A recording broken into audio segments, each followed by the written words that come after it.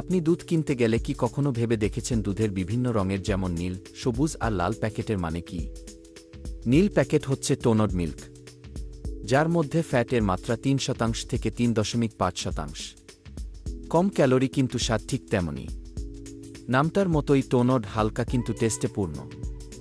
সবুজ প্যাকেট হচ্ছে double toned বা লো ফ্যাট মিল্ক। ফ্যাটের মাত্রা 1% থেকে 2%।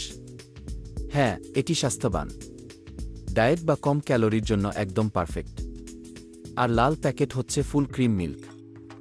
এতে ফ্যাটের মাত্রা 4.5% থেকে 5%।